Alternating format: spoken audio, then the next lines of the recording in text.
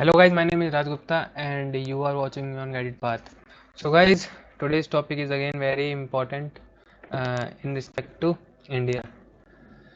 So as you all know, the main purpose of making these type of videos is to aware you that what is going on here and there in our country. So India Energy Outlook 2021, India Energy Outlook 2021, which was released by IEA. IEA means International Energy Agency. International Energy Agency.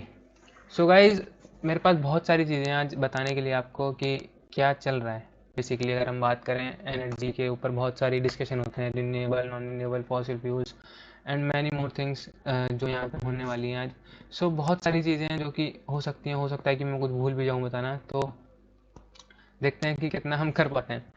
So as per present government कि हम आत्मनिर्भरता की तरफ बढ़ रहे हैं।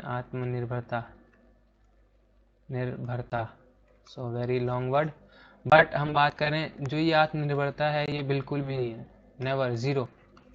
Y I am saying this because जब हम इंडिया एनर्जी आउटलुक के बारे में पढ़ेंगे डिटेल में अभी, तो हमको पता चलेगा कि जो 76% ऑयल है अभी 2019 में जो हम इंपोर्ट करते हैं, तो 76% हम इंपोर्ट कर रहे हैं, वो कितना हो जाएगा, ये 2019 का है, वो हो जाएगा हमारा 90% इन 2030।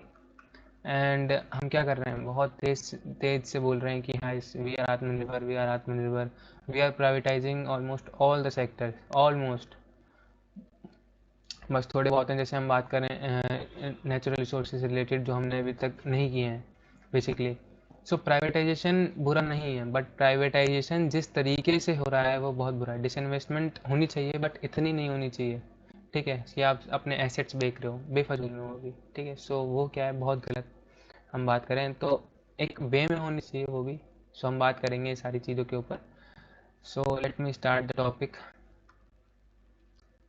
So before discussing very deep concepts, please have a knowledge about IEA. So IEA, it is an autonomous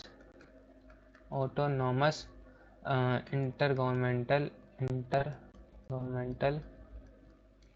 organization that was established in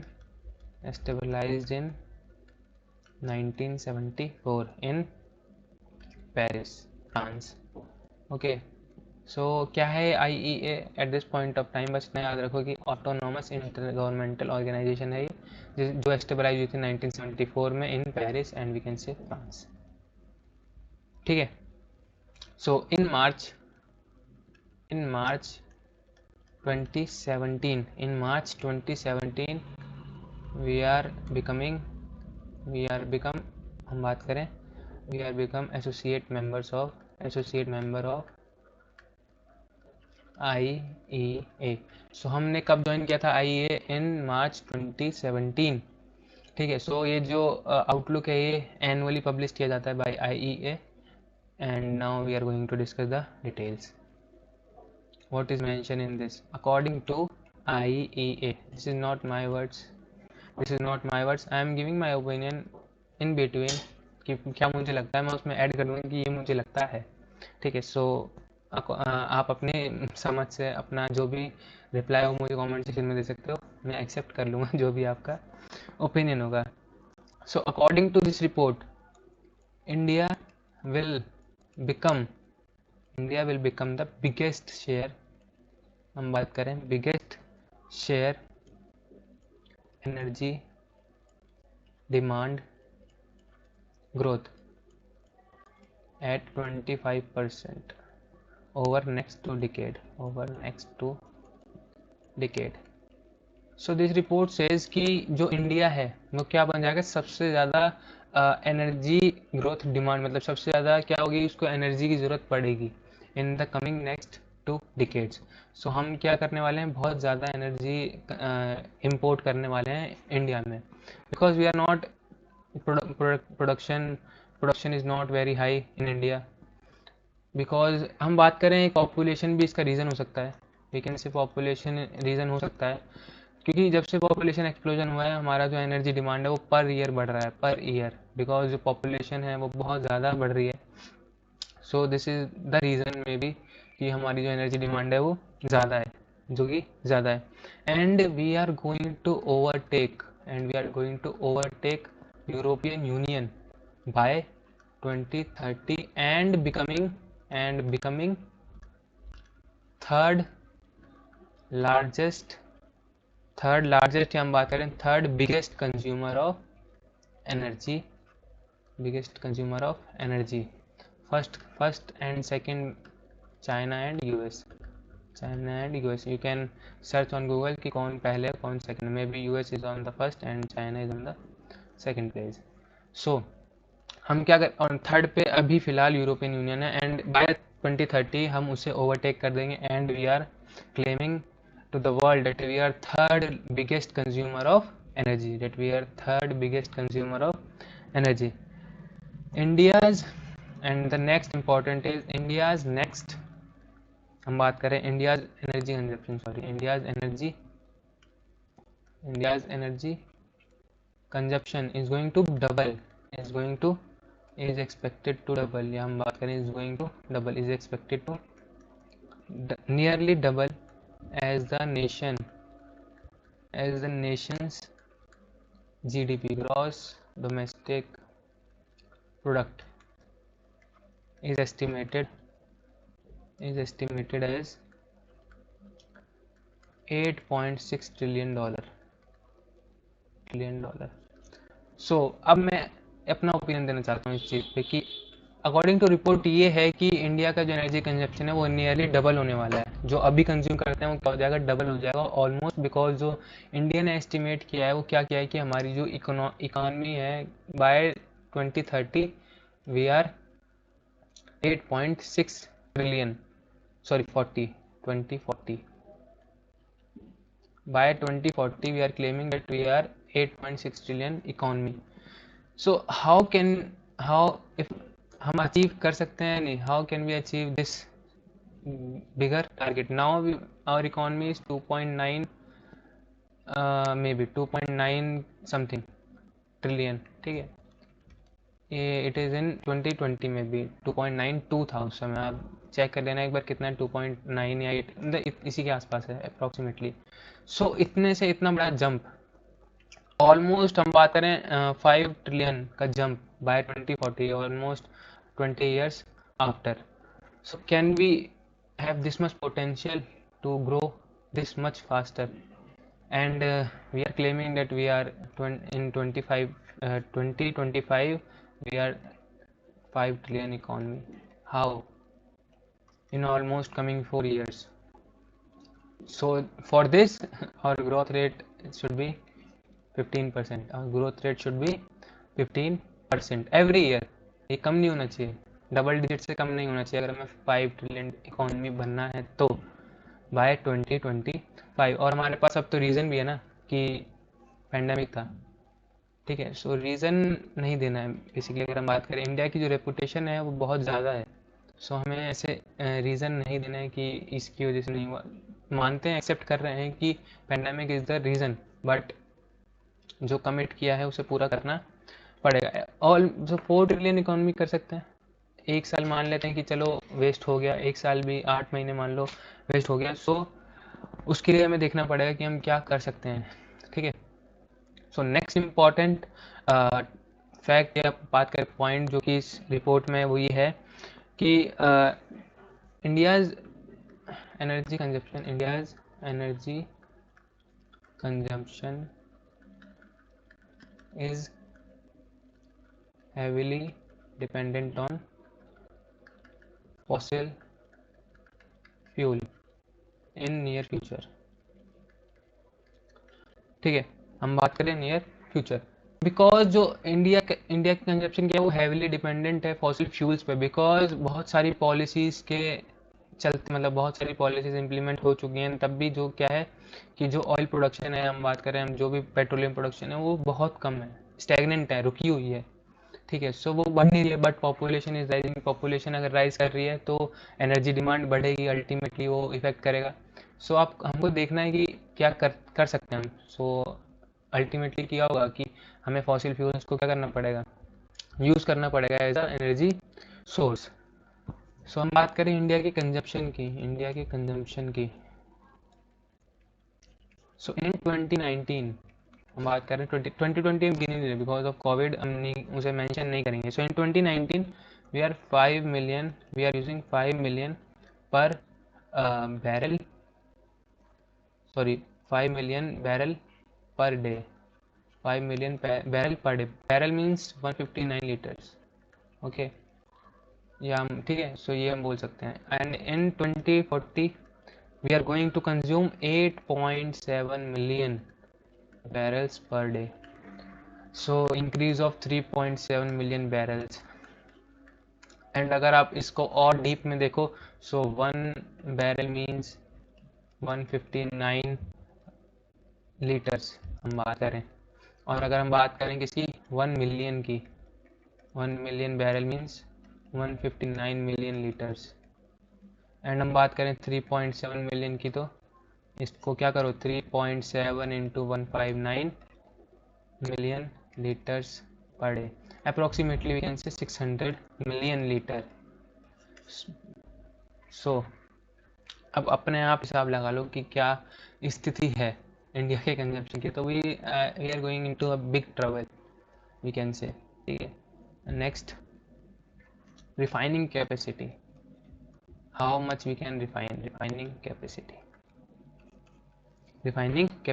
bye 2030, by 2030 we have the ability to refine 6.4 million barrel per day, and by 2040 it is going to increase by this million barrel per day। so this is the scenarios, दोनों scenarios मैंने आपको दिखा दिए कि ये होने वाला है in near future according to the reports which was published by International Energy Agency. Next important point, India is the second biggest oil importer, India is the second biggest oil importer।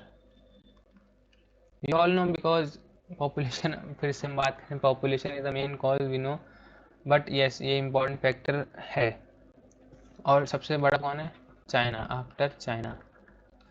So first पे कौन आता है, China, and the second biggest oil importer is India. Currently we are importing 76% of the total which we are consuming, and by 2030 we are going to import 90%, and by 2040 we are going to import 92%। so these figures are very disturbing, for all of us, not even for the government, it is for us। so we need to decrease these figures very urgently, because अगर हम बात करें इतना अगर हम import करेंगे, so production तो मतलब है ही नहीं, प्रोडक्शन इज नियरली जीरो हम बोल सकते हैं। बिकॉज अगर 90% हम इंपोर्ट कर रहे हैं, सो वेयर इज़ द आत्मनिर्भरता, आत्मनिर्भरता है ही नहीं। अगर हम बात करें, अगर हम प्रैक्टिकली सोचें, तो वेयर इज़ आत्मनिर्भरता, we are importing almost everything because we are following a policy known as protectionism. We are moved out of RCEP, free trade agreement हम बात करें, ठीक है। सो अगर जब तक कंपटीशन नहीं होगा, प्रोटेक्शनिज्म हम बचा रहे हैं अपनी डोमेस्टिक इंडस्ट्रीज को कंपटीशन से। सो यस, हम ये एक अच्छी चीज़ है किसके लिए, डोमेस्टिक इंडस्ट्रीज के लिए। बट अगर जब तक कंपटीशन नहीं होगा, तब तक आप कैसे अच्छा प्रोडक्ट बना पाओगे। फॉर एग्जांपल, अगर बाहर से हमें कोई चीज़ 10,000 में मिल रही है और हमें घर में वो चीज़ 12,000 की बिक रही है, so why we are not importing the same thing in 10,000, why we are paying 2,000 more for the same product, for the same quality। so this is the main cause of concern। हम बात करें, Australia था RCEP में, so we are afraid about the dairy products because Australia में dairy product better quality cheap rate में मिलता है Australia में, अगर हम बात करें मिल्क प्रोडक्ट की। एंड इंडिया में क्या है, सेम चीज़ हायर प्राइस पे। So competition is not there, that's why problems are there, so we need to think क्या होना चाहिए, और the only thing which we can do is to raise the voice, ठीक है। So next, rising oil demand will definitely lead to what? Rising in the import bill, rising in the import bill, rising in the import bill। हम बात करें import bill की तो ये 2019 में कितना था, ये 2019 में मे बी 110 बिलियन डॉलर्स में भी, ठीक है, इतना था may be approximately, I am not sure, ठीक है। एंड 2020 में it is about 102 billion, because import कम हुआ था 2020 में, वी आर लॉकडाउन था तो ज़्यादा गाड़ियाँ नहीं चली, हम बात करें बहुत सारी चीज़ें कम हो गई, सो इसलिए इम्पोर्ट बिल नीचे आ गया। एंड हम बात करें 2021 की, 2021 की, so it is not calculated yet. हम बात करें 2030 की, which was mention in IEA, इन्होंने कहा 2030 में जो इम्पोर्ट बिल है going to be 181 billion dollars, so almost double, almost 2020 में, और इसका बात करें ऑलमोस्ट डबल। हम बात करें 2040 में कितना हो जाएगा, ये हो जाएगा 255 बिलियन डॉलर्स। सो जो इम्पोर्ट बिल है अगर वो इतना ज़्यादा है तो डेफिसिट तो ज़्यादा हो गई, सो हम बोल सकते हैं कि we are in big trouble, because अगर इतने ज़्यादा हम इम्पोर्ट करेंगे so what where is the production, ठीक है। So this is the scenarios. Import bill की अगर हम बात करें, यस मैंने अभी एक पूरा एक एग्जैक्ट डाटा दे सकता हूँ मैं, एक मिनट। सो 2030 और 2040 इज़ फिक्स्ड। हम बात करें 2016 से 17 तक, so this will around 70.2 billion dollars. And हम बात करें 17 से 80 की, this will around 87.8 billion dollars. 18 to 19 हम बात करें क्या है, 111.9, सो आई एम राइट कि वो उतना था billion dollar. 19 to 20 102.2 billion dollar. अगर हम देखें 17 और 18 वाला, सो ये क्या हो गया, डबल से भी ज़्यादा, और ये क्या हो गया, हम बात करें ट्रिपल एक तरह से। सो आप खुद देख सकते हो कि क्या सिनेरियोज हैं हमारे कंट्री में। So important video, if you want to share this video with your friends then please share it, because very interesting is the topic. And this report also talks about LNG, which is liquefied natural gas. Liquefied natural gas. We are importing almost 50% of LNG. So LNG जितना, LNG is good because this is not causing any harm to air। हम बात करें air क्या ऐसे clean रहती है, ये ज़्यादा मतलब अनबन नहीं बचता है, पूरा बन होता है, तो कुछ फ़ायदे हैं और कुछ नुकसान भी कि हम इतना ज़्यादा इंपोर्ट नहीं कर सकते। So we need to invest more on infrastructure and all to produce more LNG. Okay, so India is the fourth largest importer of LNG, largest importer of LNG, ठीक है। So this is the scenarios and this is going to be expected to be quadruple। So let's say कि जो अभी हम consume कर रहे हैं, या अगर अभी हम क्या कर रहे हैं, one second guys.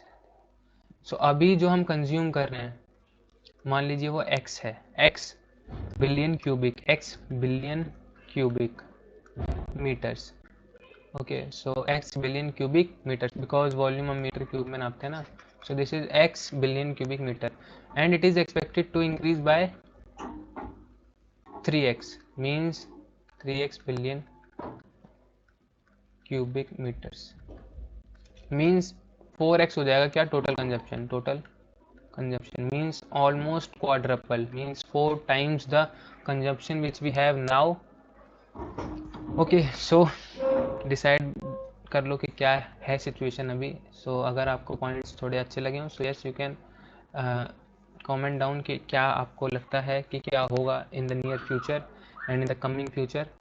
so LNG is also, we are importing much and we are producing less, so situation is very disturbing, we can say. And there is a lot of scenarios where we are seeing on internet. This is Modi hashtag Modi रोजगार दो.